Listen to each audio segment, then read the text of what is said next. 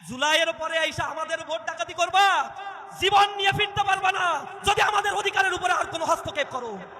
আমরা সজাগ আছি, জুলাইয়ের হাতিয়ার এখনো দমে যায় নাই, আমাদের শহীদের খুনের বিচার আমরা পাই নাই। জামাত ইসলামী ক্ষমতায় আসলে শহীদের রক্তের বিচার করা হবে ইনশাআল্লাহ। আমরা আমাদের যুব সমাজকে তাদের হাতে বেকারের ভাতা তুলে দিয়ে অপমান করব না। তারা দাবি তুলে মিছিল করে কাউকে বলেনি আমাদেরকে বেকার ভাতা দিতে হবে। 24-এ তারা আন্দোলন করে বলেছিল আমাদের কাজ আমাদের হাতে তুলে দিতে হবে। আমরা কথা দিচ্ছি, আমরা সেই শিক্ষাটাই আমাদের সন্তানদেরকে দান করব। শিক্ষার পাঠ শেষ হওয়ার সাথে সাথে তাদের যোগ্যতা অনুযায়ী তাদের হাতে কাজ চলে যাবে ইনশাআল্লাহ। সেই দিন কাজ তুলে দিয়ে বলবো, যাও গড়ে দাও আমার প্রিয় বাংলাদেশ, আর গর্ব করে বলো আমিই বাংলাদেশ। 12 তারিখ একেবারে সন্নিকটে। এখন চলছে ভোটের হিসাব নিকাশ, কে কতগুলো আসন পাবে, কে কোন আসনে জয়লাভ করবে। আজকে খুব গুরুত্বপূর্ণ একটি তথ্য আমি আপনাদের সামনে শেয়ার করব, যেহেতু খুব বেশি বড় ব্যাখ্যা বিশ্লেষণের সময় এখন আর নাই। একেবারে জিস্ট আজ সারাদিন আমি বিভিন্ন জায়গায় ঘুরে বিভিন্ন ধরনের মানুষের সাথে কথা বলে যে ইনফরমেশন পেয়েছি সেই বিষয়টি আপনাদের সাথে শেয়ার করব। আপনাদের খুবই ভালো লাগবে এবং আপনারা শুনে খুশি হয়ে যাবেন।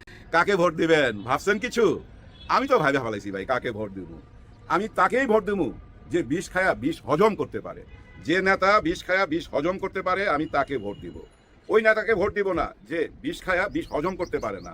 বেগম খালেদা জিয়ার অতীতের ভিডিওগুলা সব ঘুরা বেড়াইতেছে। উনি বারবার বলছে এই দেশে কোনো রাজাকার নাই, এবং লিডার আপনি নিজেও বলছেন, আমার কাছে ভিডিও আছে, যে এই দেশে কোনো রাজাকার নাই, সব বিচার হয়ে গেছে, যার জন্য ওনাদের নিয়ে আমরা এই দেশ পরিচালনা করছি। এখন ওই কথা থেকে বাইর হইয়া আবার যদি বলেন, এখন নিজের কথার বিরুদ্ধে তো নিজেই দাঁড়ায় গেলেন, তাই না? তার মানে কি জানেন, আপনি বিষ খায়া বিষ হজম করতে পারেন নাই। বিএনপি আওয়ামী লীগের একটা বিরাট যৌথ প্রজেক্ট ব্যর্থ হয়ে গেছে। বিএনপি আওয়ামী লীগ নির্বাচনের আগে শেষ ধরা খেয়েছে। সম্ভবত তাদের আর কোনো ষড়যন্ত্র আর কাজে আসবে না। তাদের ষড়যন্ত্র ব্যাকফায়ার করেছে। দর্শক, বাংলাদেশে একটা অস্থিতিশীল পরিবেশ সৃষ্টির চেষ্টা করেছিল বিএনপি এবং আওয়ামী লীগ। ঘোলা পানিতে মাছ শিকার করার চেষ্টা করেছিল বিএনপি এবং আওয়ামী লীগ। কিন্তু ইনকলাব মঞ্চ, জামাত ইসলামী, এনসিপি, এমনকি ডক্টর ইউনূস সরকার, তাদের অসাধারণ রাজনীতির ফলে তাদের এই প্রজেক্ট মাঠে মারা গেছে। এখন তারা কোনো ঘোলা পানিতে মাছ শিকার করতে পারেনি। বিএনপির ভোট আছে নাকি? হ্যাঁ, বিএনপির ভোট শূন্য শূন্য। বিএনপি জিততো, ভোট পাইতো, কিন্তু এই ভোটটা হইতেছে anti Awami League, anti India vote. এই ভোটে জিততো। আওয়ামী লীগের সাথে লড়াই আমরা বিএনপির নেতা মানিছিলাম, কিন্তু আমরা তো বিএনপি করি না, এখন বিএনপির সাথে নাইও।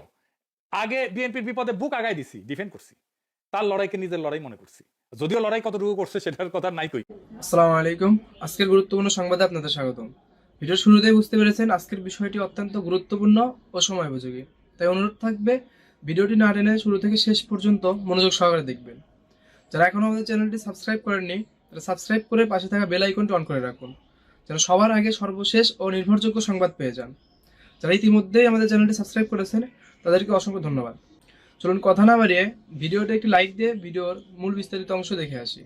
প্রিয় দর্শক, আসসালামু আলাইকুম। 12 তারিখ একেবারে সন্নিকটে।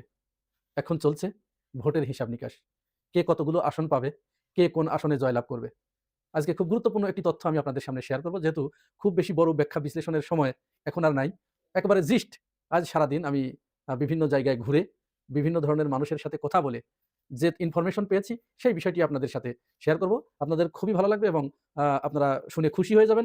এবং এখানে আমি যেটি বলছি, খোদ এমন কিছু মানুষের সাথে কথা বলেছি যারা কোনো কোনো আসনের একেবারে বিএনপির যিনি সেকেন্ড ম্যান, অর্থাৎ প্রার্থীর পরেই যিনি, এমন লোকের সাথেও কথা হয়েছে, তাদের নেতাকর্মীদের সাথে কথা হয়েছে। তারা কি চিন্তা ভাবনা করছে, ঢাকাতে তাদের কি অবস্থান এবং জামাত ইসলামের কি অবস্থান, এই বিষয়টি আমি আপনাদেরকে একটু বলবো। প্রথমেই আপনারা শিরোনাম দেখে হয়তো বুঝেছেন যে ঢাকাতে জামাত ইসলাম ইন, বিএনপি আউট। হ্যাঁ, এটি সত্য। কেন, সেই কেন জানার আগে চলেন একটি জরিপের কথা আমি আপনাদেরকে বলবো। সেই জরিপের কথা শুনলে আপনাদের কাছে একেবারে পানির মতো পরিষ্কার হয়ে যাবে। নির্বাচন কমিশনের সূত্র অনুযায়ী বর্তমান বাংলাদেশে মোট ভোটারের পরিমাণ 12,77,000। এই 12,77,000-এর ভিতরে 18 থেকে 39 বছরের ভোটারের সংখ্যা প্রায় 5 কোটি। একটু মনোযোগ দিয়ে শুনবেন, তাহলে হিসাব করা আপনাদের জন্য আরো সহজ হয়ে যাবে। এখানে দুইটি জরিপ এসেছে, একটা হচ্ছে সোচ্চার আর একটা হচ্ছে CRF, communication and research foundation. এই দুইটা প্রতিষ্ঠানের যে জরিপ, সর্বশেষ জরিপ কিন্তু এটা, এই জরিপে ভয়ঙ্কর তথ্য উঠে এসেছে এবং সেই তথ্যের সাথে বিএনপির যাদের সাথে আমার কথা হয়েছে তাদের কথার কি মিল আছে সেটি আমি আপনাদেরকে বলছি।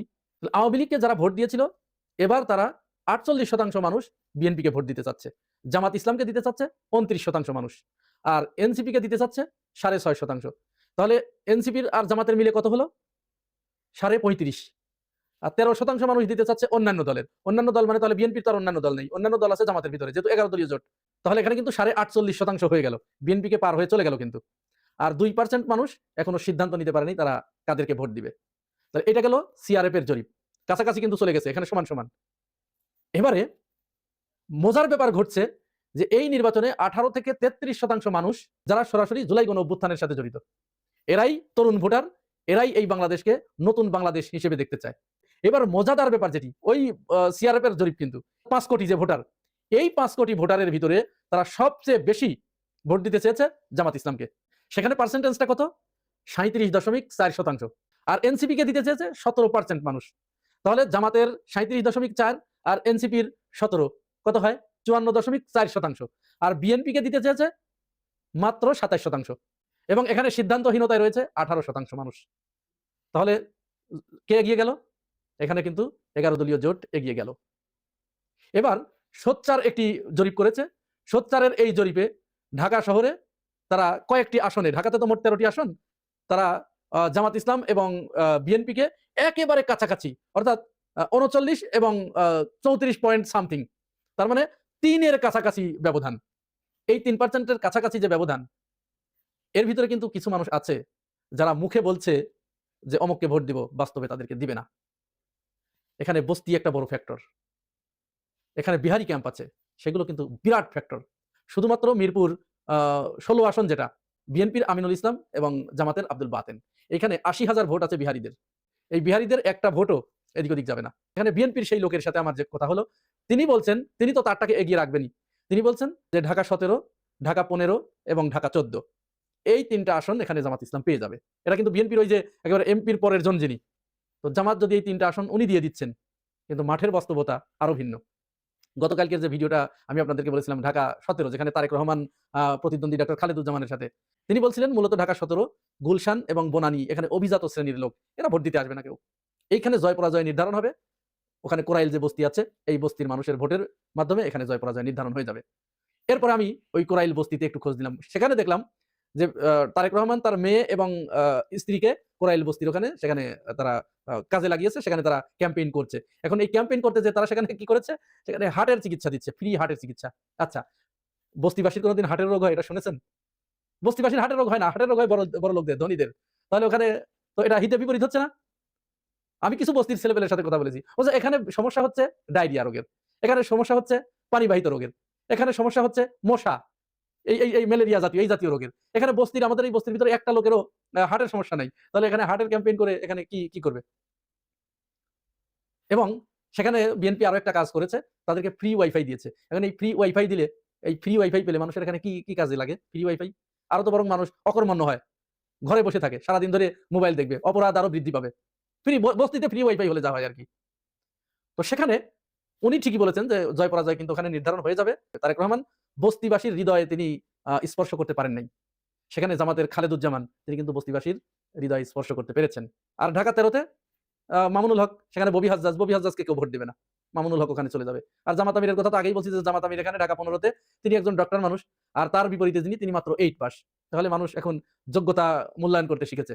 আমি গতদিন বাজারের ভিতর দিয়ে যাচ্ছিলাম, তো দেখছিলাম যে সেখানে ভোট চাচ্ছে, তো যারা ওই লিফলেট নিচ্ছে তারা বলছে যে মার্কা নয়, শুধু এই ব্যক্তিকে দেখে আমরা ভোট দিব, এইখানে এই ব্যক্তির সংসদে যাওয়া প্রয়োজন। জামাতের আমিরের কথা বলছে যে ইনার মতো লোকের সংসদে যাওয়া প্রয়োজন, ওনাকে আমরা সংসদে পাঠাতে চাই। আমি অ্যাস্ট্রোনাইজ হয়ে গেছি। আর ঢাকা 14-তে আছেন ব্যারিস্টার আরমান, তার পাশে তুলি তো সেই ওই যে মহিলাদের 4 বিয়ে, এটা মেনে নিব না আমরা, অর্থাৎ তিনি কোরআনের একটা বিধানকে সরাসরি, কোরআনের হুকুমকে অমান্য করলেন, ওই থেকে তার ফিল্ড একেবারে যাচ্ছে তাই। বিএনপিও তারা বলছে যে এখানে তুলি পারবে না, এখানে আরমান বেরিয়ে যাবে। আর ঢাকা 16-র কথা তো বললামই, ঢাকা 16 ওখানেও ওই যে বিহারি ক্যাম্প আছে একটা, এই বিহারিদের 80,000 ভোট আছে। তাহলে চিন্তা করুন, 80,000 ভোট যদি একদিকে চলে যায়, অবস্থা কি হবে? ঢাকা 8 আসন, সেখানে মির্জা আব্বাস এবং নাসিরউদ্দিন পাটোয়ারি। এখন নাসিরউদ্দিন পাটোয়ারিকে চাচ্ছে সবাই যে এই ছেলেটাকে সংসদে পাঠাতে, কারণ এরকম ঘাড়তেরা ছেলে পেলে সংসদে না থাকলে সংসদ জমজমাট বাঁধে না, এবং সে থাকলে যারাই যদি কোনো দুর্নীতিবাজ থেকে থাকে তাদেরকে ঘাড় ধরে ঘাড় সোজা করে দেবে, ওর দরকার। সুতরাং এখানে কিন্তু পাশার দান উল্টে যাবে, এটা প্রায় 99% কনফার্ম। ঢাকা 11-তে আছেন নাহিদ ইসলাম, নাহিদ ইসলামের বিপরীতে যিনি আছেন তিনি নাহিদ ইসলামের কাছে পাত্তাও পাবেন না। আর ইশরাকের আসনটা আছে সেখানে আব্দুল মান্নান ইশরাকের বিপরীতে। ইশরাকের সেখানে একটা জনপ্রিয়তা আছে। এখন এটাও হতে পারে, হওয়া অসম্ভব কিছু নয়, যে যখন জনগণ দেখবে যে সব ঢাকা পুরাই জামাত ইসলামের পক্ষে চলে যাচ্ছে, সুতরাং আমরা এখানে ইশরাককে কি করব? তাহলে কিন্তু একবারে সবাই ঝেঁপে পড়ে আব্দুল মান্নানকে ভোট দিয়ে দেবে। তার মানে ঢাকা 13টা আসন, ঢাকা 13 আসনের ভিতরে প্রায় 8 থেকে 9টা আসন জামাতের এখানে হয়ে যাবে। তার মানে ঢাকাতে জামাত ইন, বিএনপি আউট। আর বাংলাদেশের অন্যান্য বিভাগের কথা যদি বলি, বরিশাল বিভাগের একজনের সাথে আজকে আমার কথা হচ্ছিল, তিনি আমাকে বললেন যে উনি সারা দেশই প্রায় ঘুরে ফেলেছেন এই নির্বাচনের ভিতরে। ওনার ভাষায় আমি বলছি, উনি বলছেন যে সারা দেশে বিএনপি 70টা সিট বড়জোর পেতে পারে, 70 থেকে 75, বাকি সব 11 দলীয় জোট। তাহলে আপনারা বুঝতেই পারছেন, এখন আপনাদের যে কাজটা সেটা হচ্ছে এই ভোট কেন্দ্রটা আপনাদেরকে পাহারা দিতে হবে। নির্বাচনের দিন আপনাদের জান চলে যাবে, তবু আপনারা ভোট কেন্দ্র ছাড়বেন না। ভোট কেন্দ্র যদি আপনারা পাহারা দিয়ে রাখতে পারেন, ব্যালটে যদি কেউ হাত না দিতে পারে, তাহলে জয় নিশ্চিত। আপনারা 13 তারিখে 14 তারিখে বিজয় মিছিল করবেন এবং বাংলাদেশে একটা ইনসাফের রাজনীতি প্রতিষ্ঠিত হবে, ইনসাফের সমাজ প্রতিষ্ঠিত হবে এবং নতুন একটি বন্দোবস্ত বাংলাদেশে প্রতিষ্ঠিত হবে। পুরনো সেই ধ্যান ধারণা একেবারে ধুয়ে মুছে সাফ হয়ে যাবে। কারণ আমি বস্তিবাসীদের সাথে যখন কথা বলছি, রিকশাওয়ালাদের সাথে যখন কথা বলেছি, তারা এই কথা একেবারে পরিষ্কার করে বুঝতে পেরেছে বিএনপি এবং আওয়ামী লীগ এই দুই দল একই। আওয়ামী লীগ দুর্নীতি করেছে, চাঁদাবাজি করেছে, বিএনপি আসলে কি চাঁদাবাজি বন্ধ হবে?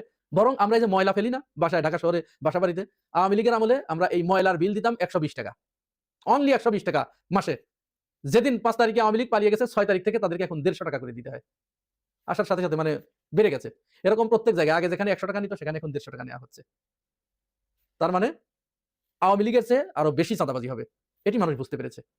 তো মানুষ আপাতত এই চাঁদা থেকে পরিত্রাণ পেতে চায়, যার কারণে তারা সিদ্ধান্ত অলরেডি নিয়ে ফেলেছে। তারা ভোট হলে ভোট কেন্দ্রে গিয়ে তারা সঠিক জায়গায় ভোট দেবে। আপনাদের দায়িত্ব হচ্ছে এই ভোট কেন্দ্র পাহারা দিয়ে গোনা পর্যন্ত নিজেদের জীবন জান বাজি রাখবেন। আর আপনারা যখন এইভাবে একেবারে মরিয়া হয়ে রাস্তায় দাঁড়িয়ে যাবেন, ভোট কেন্দ্রে দাঁড়িয়ে যাবেন, তখন ওই 2-4 জন সন্ত্রাসী অস্ত্রের ভয় দেখিয়ে তারা কিছুই করতে পারবে না, তারাই বরং পালিয়ে যাবে। কাকে ভোট দিবেন ভাবছেন কিছু? আমি তো ভাইবা ফেলাইছি ভাই কাকে ভোট দিব। আমি তাকেই ভোট দেবো যে বিষ খায়া বিষ হজম করতে পারে। যে নেতা বিষ খায়া বিষ হজম করতে পারে আমি তাকে ভোট দিব। ওই নেতাকে ভোট দিব না যে বিষ খায়া বিষ হজম করতে পারে না, মুখ দিয়া ওই বিষ বাই কইরা ফেলে, বমি কইরা দেয়, মানুষের সামনে বমি কইরা দেয়। ওই নেতাকে আমি ভোট দেব না। কেন এই কথাটা বললাম? দেখেন, গত 16-17 মাসের ইতিহাসটা আপনারা একবার চোখের সামনে তুলে ধরেন। বিভিন্ন জনের রিপোর্ট দিচ্ছে, বিভিন্ন সংস্থা বিচার আচার কইরা দেখছে যে একটি দল 80% সন্ত্রাস তারা করছে, চাঁদাবাজি করছে, লুটতরাজ করছে, মামলা বাণিজ্য করছে। 80% উপরে বাকি সবাই ভাগাভাগি কইরা সবাই করছে, কারো 2%, কারো 1%, কারো 5%, কিন্তু 80-র উপরে একটি দল করছে। তার মানে কি একেবারে জলজন্ত ব্যাপারগুলা, তাই না? এই ব্যাপারটা নিয়ে আমার কথা বলা উচিত। আমার মুখের সামনে আইসা আপনারা যখন বসবেন, আমি মনে করেন নেতা, আপনারা বসে রয়েছেন ঘন্টার পর ঘন্টা, আমি আসলাম, আমি যদি আইসা বলি যে আমি ছিলাম না, আমার অনুপস্থিতিতে বেশ কিছু অঘটন ঘটছে, এই দেশে চাঁদাবাজি হয়েছে, মামলা বাণিজ্য হয়েছে, লুটতরাজ হয়েছে এবং নিজেরা হানাহানি কইরা এই পৃথিবী থেকে বিদায়ও নিছে, এগুলো আপনারা জানেন, এগুলো আমি লুকাইতে চাই না। কিন্তু আমি আসছি এখন থেকে এগুলা বান বান মানে ফুল স্টপ। এটা বইলা যদি শুরু করতো ওই 300 ফিট থেকে, তাইলে কেমন দাঁড়াইতো ব্যাপারটা? অন্যরকম দাঁড়াইতো। কিন্তু আমি তো সেটা করি নাই। আমি কি করলাম? ওই যে 71 সাল, আজ থেকে 54 বছর আগের ওই বিষটা হজম করতে পারলাম না, ওইটা আমি বমি কইরা দিলাম। আমি আবার সবাই সামনে বললাম ওই অতীত, যে অতীতটা নিয়ে ব্যবসা বাণিজ্য করছে বড় একটি দল, মানে আওয়ামী লীগ। এখন দেখেন এই জেনারেশন ওই 71, 50, 54 বছর আগের ওই ইতিহাসটা দেখবে না, এই যে ঘইটা গেল চোখের সামনে 2024-এর এই যে 36টা দিন, সেটা বিচার করবে। আপনি বলেন কোনটা চোখের সামনে ভাসবে? এই জেনারেশন তো এইটা দেখছে, ওইটা তো দেখে নাই। আর ওইটা যারা দেখছে তারা পৃথিবী থেকে আস্তে আস্তে অনেকেই বিদায় নিছে, আবার অনেকেই বাইচে আছে। যেমন ওই যে ফজলুর রহমান, বীর মুক্তিযোদ্ধা ফজলুর রহমান, হায় উনি তো বলছিল উনিও নাকি বিষ খায়া ফেলবে যদি জামাতে ইসলাম ক্ষমতায় আসে। গতকালকে দেখলাম কান্নাকাটি করতেছে আওয়ামী লীগের ভাই বোনেরা, আমার শেষ বয়স, আমাকে একটি ভোট দিবেন, আমি একজন মুক্তিযোদ্ধা, আমি আপনাদের ভাই। আমার মনে হয় একটা টাইমে যাত্রার সঙ্গে উনি জড়িত ছিল। হ্যাঁ ভাই, যাত্রার সম্রাট তো উনি, যেভাবে বলে বুকে ঈশা লাগে। তো এই যে আওয়ামী লীগের ভোট চাইতেছে, কিন্তু এখন যদি আগামী 3 দিনের মধ্যে উনি টের পাওয়া যায় যে আওয়ামী লীগ তো ওনাকে ভোট দিবে না, ভোট তো অন্যদিকে চলে যাবে, তাহলে উনি কি করবে দেখবেন? আমার মনে হয় 2-3 দিনের মধ্যে উনি নির্বাচন বয়কট করবে। হ্যাঁ, উনি বলে দিবে আমি নির্বাচন বয়কট করলাম। কারণ নির্বাচন করলে তো আবার ওই যে বিষ খাওয়ার ব্যাপারটা চলে আসতে পারে, যার জন্য আগেই সেফ জোনে চলে যাবে। এভাবে অনেকেই চলে যাইতেছে। অনেকে দেখছি ভাই দলিল ছিঁড়া ফালাইতে, অনেকে দেখছি বলতে যে আমরা 7 জন হইলাম MA পাস, আমরা গেছিলাম ওই যে রাজনীতি করার জন্য সুযোগ চাইতে গেছিলাম। আমাদেরকে কোনো গণায় ধরে নাই। গণায় ধরছে কাকে? যে এইমাত্র নাম লেখা শিখতেছে। ওনাদের এই লোক এই কথাগুলো বলতেছে, আরো অনেক কথা। এর মধ্যে একজন তো আইসা বললো এমন একটা কথা যেটা শুনতে জানেন খুব হাসিও লাগছে, কষ্টও পাইছি, আবার মেজাজও খারাপ হয়েছে। উনি কি বলতেছে? অদ্ভুত কথা, কোন কথা কি অর্থ নিজেই জানে না। উনি বলতেছে 12 তারিখ পর্যন্ত আপনারা দয়া করে কেউ চাঁদাবাজি করবেন না, 12 তারিখ পর্যন্ত কেউ চাঁদাবাজি করবেন না। উনি হাতে পায়ে ধরতেছে। তার মানে কি 12 তারিখের পরে কইরেন, ক্ষমতা আসার পর কইরেন? 12 তারিখ কেন বলবে? উনি তো বলবে চিরজীবনের জন্য ওই পথ থেকে ফিরে আসেন, চিরজীবনের জন্য এই চাঁদাবাজি বন্ধ করেন, আমাদের অনেক বদনাম হয়ে গেছে। যে কথাটা আমি প্রথমে বললাম, এরকম একটা স্বীকারোক্তি মানুষ চাচ্ছিল বড় নেতার কাছে। কারণ উনি আইসা যখন বললেন আই হ্যাভ এ প্ল্যান, ওই প্ল্যানটা কি আজ পর্যন্ত মানুষ জানলো না, কিন্তু খণ্ড খণ্ড কিছু চিত্রে মানুষ ধরে নিছে এগুলাই উনার প্ল্যান। যেমন দিনাজপুরে উনি আমের ফসল করতে চান, লেচুর ফসল তো আছেই, এখন আবার আমের ফসল করতে চান, এবং দিনাজপুরের আম সারা বিশ্বে পাঠাইতে চান। এগুলো ওনার প্ল্যান। ওনার প্ল্যানের মধ্যে কি? গর্ভবতী মারা ছুটি পাবে 6 মাসের জন্য, যারা চাকরি করে। উনি জানেনই না শেখ হাসিনা এই সুযোগটা অনেক আগে থেকে দিয়ে রাখছে। আমাদের দেশের আইনের মধ্যেই আছে ভাই, 6 মাস ছুটি পাবে। আমার এক নিকট আত্মীয় 9 মাস ছুটি পাইছে, 9 মাস উনি প্রেগনেন্ট হওয়ার পর, বেতনও পাইছে। এটা তো আছেই, এটা নতুন করে কি দিবেন, তাই না? মানুষ নতুন শুনতে চাইছিল দেশটা কিভাবে পরিচালনা করবেন, কিভাবে আপনি এই যে আপনাদের 9-10 হাজার। কালকে আমি বিবিসির একটা সাক্ষাৎকার দেখতেছিলাম, ওইখানে একজন সাংবাদিক বলতেছিল 10 হাজারের উপরে বহিষ্কার হয়েছে। এই 10 হাজার নিয়ে কি করবেন? এবং আরো যারা আছে, যারা আপনার কথা শুনতেছে না, কেন শুনতেছে না, এটা নিয়ে কি গবেষণা করছেন? করেন নাই। কোনো গবেষণা নাই আপনাদের মধ্যে। গবেষণা থাকলে এরকম নতুন নতুন কথা শোনা যায়। কুমিল্লায়, চিটাগাং, দিনাজপুর, বিভিন্ন জায়গা যায়, ওই যে ওইখানে যায় সোয়াবিনের চাষ, কেমন কেমন ব্যাপার হয়ে যেতেছে না? পুরো জিনিসটা এমন হয়ে গেছে যে আমার এখন বিশ্বাসই করতে ইচ্ছা করতেছে না যে উনি এগুলো বলতেছে। কেন জানি আমার মনে হয় ভাই, আমি আপনাদের সঙ্গে শেয়ার করি সত্যি মনের কথা, আমার মনে হয় এগুলো এআই দিয়া তৈরি। উনি এগুলো বলে নাই। উনি কেন জানবে না কোথায় লেচু বেশি হয়, কোথায় আম বেশি হয়? ম্যাঙ্গো মানে আম, এটা তো আমরা জানি, কিন্তু লেচু কোথায় আর আম কোথায় এটা জানবে না কেন? তার মানে আমার সন্দেহ এগুলো এআই দিয়া তৈরি। হ্যাঁ, উনি কইতে পারে না। এআই দিয়া ওনাদেরকে পচাইবার জন্য এই কাজ নিশ্চয়ই গোপনে কেউ করতেছে। যাই হোক, আমরা এখন গোপনে ভোটটা দিব এই বৃহস্পতিবারে। ভোটটা দেওয়ার আগে ভাই শুধু একবার চিন্তা করবেন, যে নেতা বিষ খায়া বিষ হজম করতে পারে তাকে ভোট দিবেন, না যে বিষ মুখ থেকে উগলাইয়া দেয় তাকে ভোট দিবেন? কেন এই কথাটা বারবার বলতেছি? দেখেন, ডাক্তার শফিকুর রহমান স্যার যখনই উনার আইডি হ্যাক হইলো, আসামি ধরা পড়লো, আসামি জামিন পাইলো, কিন্তু ওই নিয়ে উনি কোনো কথা বলছে? বলে নাই। শুধু বলছে আমার দিকে বারবার মিসাইল মারা হচ্ছে, এই মিসাইলগুলো আমার দিকে মারা হচ্ছে আমি জানি, কিন্তু আমি কোনো প্রতিবাদ করব না, আমি ক্ষমা দৃষ্টি চোখে দেখতে চাই। এই জন্যই ক্ষমা দৃষ্টিতে দেখতে চাই, কারণ প্রতিহিংসা প্রতিহিংসার জন্ম দেয়, প্রতিশোধ প্রতিশোধের জন্ম দেয়। আমি কোনো প্রতিশোধের রাজনীতিতে বিশ্বাস করি না, প্রতিহিংসার রাজনীতিতে বিশ্বাস করি না। সত্যি উনি এটা করে না, আসলেই করে না ভাই। উনার সমস্ত কথাগুলোর দিকে আপনি ফলো করেন। আমি এর আগে বলছিলাম না, 12 তারিখের পরে জাতির সামনে যে প্রথম ভাষণটা আসবে, আর ওই ভাষণটা দেওয়ার সুযোগ যদি উপরওয়ালা ডাক্তার শফিকুর রহমান স্যারের কইরা দেয়, এই প্রথম ভাষণই আপনারা শুনতে পাবেন। সাধারণ ক্ষমা ঘোষণা করবেই উনি।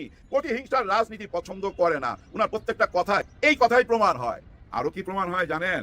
একটা কথা কিন্তু কেউ ভুলা যায় না। হ্যাঁ, ডক্টর ইউনূস স্যারের যে ডাইনাত সচিব সাহেব, শফিক সাহেব, উনার কথা মনে আছে? যেদিন বিদায় দেয় নাহিদ ইসলামকে, একটা কথা মুখ ফসকা বইলা ফেলাইছিল না, নেক্সট প্রধানমন্ত্রী। এটা নিয়ে অনেক হাসি তামাশা হয়েছে না? দেখেন, প্রধান না হোক, কিন্তু সেই নাহিদ কিন্তু মন্ত্রী হইতে যাচ্ছে। এটা আপনারা এখন বিশ্বাস করতে পারেন, কারণ ডাক্তার শফিকুর রহমান স্যার ঘোষণা দিছে যে আমরা যদি ক্ষমতায় যাইতে পারি, আল্লাহ তাআলা যদি আমাদেরকে সেই চেয়ারে বসায়, তাহলে আমরা নাহিদকে মন্ত্রী বানাবো। মানে প্রধানমন্ত্রী না, মন্ত্রী বানাবো। তারপরে দেখেন, উনি প্রত্যেকটা বক্তব্যে একটা কথা বলে যে আমরা প্লেনে উঠবো ঠিকই, কিন্তু পাইলটের সিটে বসাবো ইয়াংদেরকে, আমরা থাকবো প্যাসেঞ্জারের সিটে পিছনে, আমরা দরকার লাগলে গাইড করব, কিন্তু মেইন পাইলটের সিটে এই ইয়াংরা বসবে। তার মানে কি জানেন? এই নাহিদ ইসলাম ইয়াং, ও তো এখন পাইলটের সিটে বসা যাবে যদি উপরওয়ালা তাকে পাস করায় দেয়। শুধু কি নাহিদ ইসলাম, এখানে সাদিক কায়ুম রয়ে গেছে, নাসিরউদ্দিন পাটোয়ারি রয়ে গেছে, আরো অনেক তরুণ রয়ে গেছে। এমনও মানুষ আছে যাদেরকে আমরা হিসাবে আনতাছি না, গণায় ধরতাছি না। মোনামি ম্যাডামের কথা মনে আছে আপনাদেরকে? ঢাকা বিশ্ববিদ্যালয়ের মোনামি ম্যাডাম, ওই যে ডাকসুর নির্বাচনে যে প্রতিবাদ করছিল, এই প্রতিবাদ করার কারণে তাকে নিয়ে অনেক হেনস্থা করা হয়েছে, অনেক রকম অপবাদ দেওয়া হয়েছে, কলঙ্ক দেওয়া হয়েছে, সবকিছু হাসি মুখে মাইনা নিছে। উনি কিন্তু হেজাব করেন না, কিন্তু উনি কিন্তু জামাতে ইসলামের সমস্ত প্রোগ্রামে থাকেন। আপনারা দেখবেন এই যে উচ্চ কক্ষ শুনতেছিলাম না আমরা, ওই উচ্চ কক্ষে একজন এমপি কিন্তু এই মোনামি ম্যাডাম। এরকম আরো অনেকে আছে যা দেখে আপনারা চমকাবেন যদি উপরওয়ালা জামাত ইসলামকে ক্ষমতা নেয়। আর জামাত ইসলামকে ক্ষমতা নিবে এই জন্য যে জামাত ইসলাম বিষ খায়া বিষ হজম করতে পারে। ডাক্তার শফিকুর রহমান স্যারের সেই ক্ষমতা আছে। কত রকম আক্রমণ করা হয়েছে, কত দিক থেকে মিসাইল মারা হয়েছে, ওনার চরিত্র নিয়ে টানাটানি করা হয়েছে। কিছু বাচ্চা ছেলের সঙ্গে ওনার এআই দিয়ে এমন এমন ভিডিও তৈরি করা হয়েছে, ঠোঁট লাগায়া কত রকম কিছু সহ্য করছে। টু শব্দ মুখে আছে, কিচ্ছু নাই। তার মানে কি জানেন? বিষ খায়া বিষ হজম কইরা ফেলাইতেছে। আর ওনারা বিষ হজম করতে পারতেছে না কেন? ওই বিষটা প্রথম কে খাওয়াইছিল জানেন? হ্যাঁ, এটা বইলা ভিডিওটা শেষ করতে হবে। আজহারি হুজুর প্রথম এই বিষটা ঢাইলা দিছিল। উনার বক্তব্যের মধ্যে বলছিল না এক দল খায়া গেছে আরেক দল বৈশা রইছে, ওই যে একটা কথা শুরু কইরা দিয়ে উনি চলে গেল, ওইটাই তো চলতেছে গত 17 মাস। এর মধ্যে আরেকটা স্ট্যাটাস দিছে যে আপনারা ভালো মানুষকে ভোট দিবেন। ইয়াংদের প্রথম ভোটটা চাইছে উনি ইনসাফ কায়েম করার জন্য, যারা ইনসাফ কায়েম করবে তাদেরকে প্রথম ভোটটা দিবেন। ইয়াং ছেলেদেরকে বলছে, মানে যারা প্রথম ভোটার হয়েছে। ওই কমেন্ট বক্সের নিচে যারা দেখতেছে কি জানেন যে আপনারা দল করেন নাকি, আপনি ওদের সঙ্গে ভিড়া গেছেন, মানে জামাতের সঙ্গে ভিড়া গেছেন। উনি কিন্তু কারো নাম নেয় নাই, উনি ইনসাফ যারা করবে তাদের জন্য ভোট চাইছে, সত্যের পথের জন্য ভোট চাইছে। এইটাও জানেন ওনাদের বিপক্ষে চলে গেছে। এখন আপনি যদি সামনে এসে বলেন যে আমি ইনসাফের পক্ষে, আমি চাঁদাবাজির বিপক্ষে, আমি মামলাবাজির বিপক্ষে, আপনি ভালো কথা বললেই কি আপনি ওদের দলে চলে গেলেন? হ্যাঁ, এখন ব্যাপারটা এমনই দাঁড়ায় গেছে। 71-এর ওই বিষ উগলায় দিয়ে লাভ হয় নাই। মানুষ চোখের সামনে যেটা দেখছে গত 36 দিনে, মানে 24-এর 36 দিনে যা দেখছে এবং গত 17 মাস যা দেখছে, এই 16-17 মাসের দেখা এই চোখের সামনে অনলাইনে ঘুরে বেড়াইতেছে। 24 ঘন্টা খালি ঘুরতেছে ঘুরতেছে। 71 তো ঘুরতেছে না, মাথার মগজের মধ্যে ঢুকতেছে না। আর ওইটা নিয়েই কেন রাজনীতি করবেন? ওইটা নিয়ে তো রাজনীতি কইরা দিল্লি চলে গেছে, তার ওইটা কেন আবার নিতে হবে? এক খাপের মধ্যে দুই তলোয়ার কেমনে ঢুকাবেন? ওইটা তো তাদের, তাই না? 71 তো তাদের। ওই 71-এর তলোয়ারের জন্য 71-এর একটাই খাপ, এক খাপের মধ্যে দুই তলোয়ার ঢুকানো যাবে না। যার জন্য এটা ভুল রাজনীতি। আইসাই যদি নিজের ভুল স্বীকার যায় আর প্রশাসনকে বইলা দিতেন, পিটান সমানে পিটান। ওই যে ওদিন হাদিস বিচার চাইতে যাওয়ার পর যেভাবে পিটাইছে, খালি এইটা বইলা দিতেন কানে কানে যে আমার লোকজনগুলোরে পিটান তো সমানে পিটায় জেলে ঢুকান, দেখতেন আজকে অন্য ফলাফল। কারণ কি জানেন? বিরাট এক পাহাড়ের মতো শহীদ প্রেসিডেন্ট জিয়াউর রহমান, উনার দল এটা, আর বেগম খালেদা জিয়ার দল। কিন্তু এখন মানুষ খুঁজতেছে কোথায় বেগম খালেদা জিয়া, কোথায় শহীদ প্রেসিডেন্ট, তাও কি খুঁজে পাচ্ছে না। কারো আদর্শের মধ্যে নাই তো। কারণ বেগম খালেদা জিয়ার অতীতের ভিডিওগুলো সব ঘুরে বেড়াইতেছে। উনি বারবার বলছে এই দেশে কোনো রাজাকার নাই, এবং লিডার আপনি নিজেও বলছেন, আমার কাছে ভিডিও আছে, যে এই দেশে কোনো রাজাকার নাই, সব বিচার হয়ে গেছে, যার জন্য ওনাদের নিয়ে আমরা এই দেশ পরিচালনা করছি। এখন ওই কথা থেকে বাইর হইয়া আবার যদি বলেন, এখন নিজের কথার বিরুদ্ধে তো নিজেই দাঁড়ায় গেলেন, তাই না? তার মানে কি জানেন? আপনি বিষ খায়া বিষ হজম করতে পারেন নাই। বিষ খায়া বিষ হজম করতে পারে যে, সে হইতে পারে সত্যিকারের নেতা।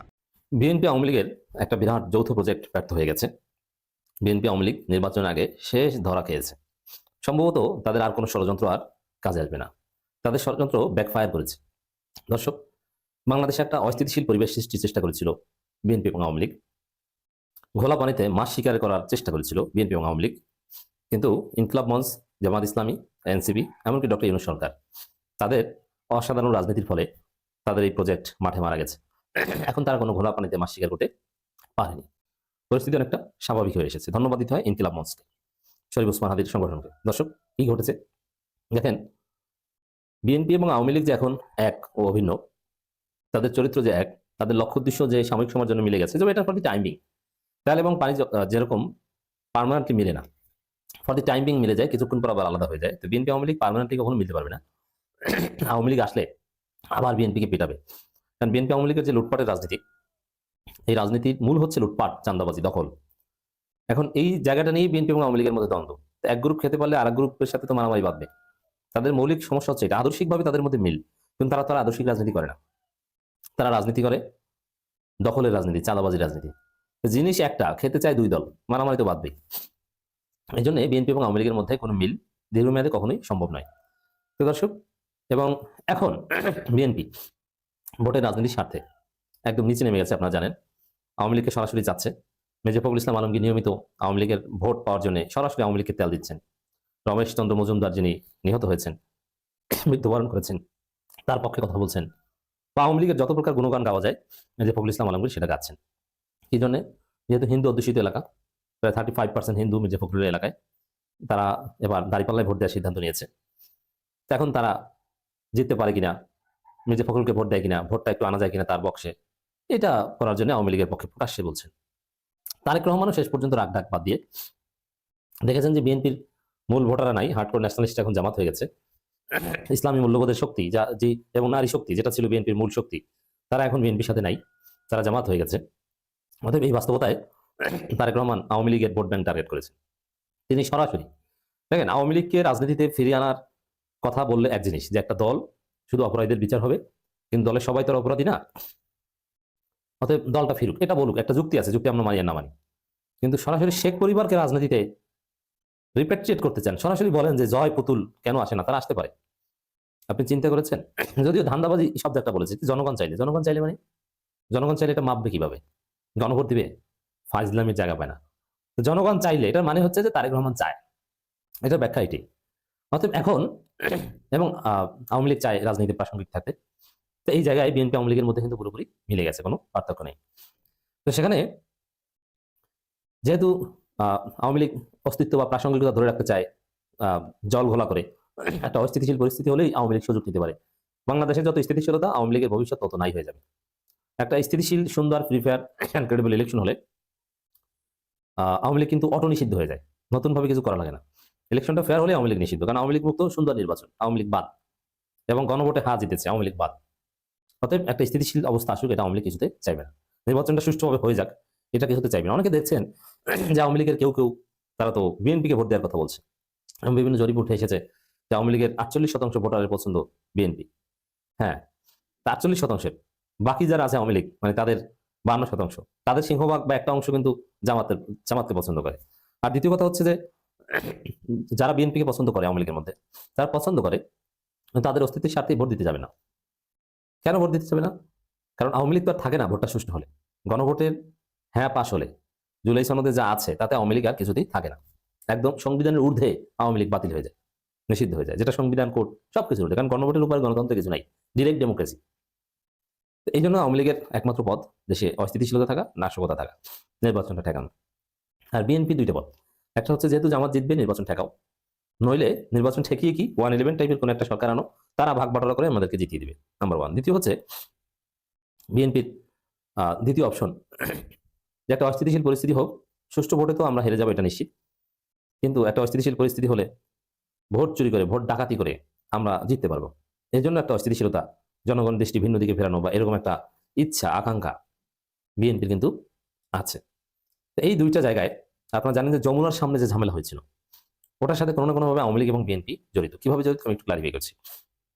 ইনকিলাব মঞ্চ আন্দোলন করেছে, ইনকিলাব মঞ্চের ভিতরে আওয়ামী লীগ বিএনপি কেউ ছিল, বিষয়টা এরকম নয়।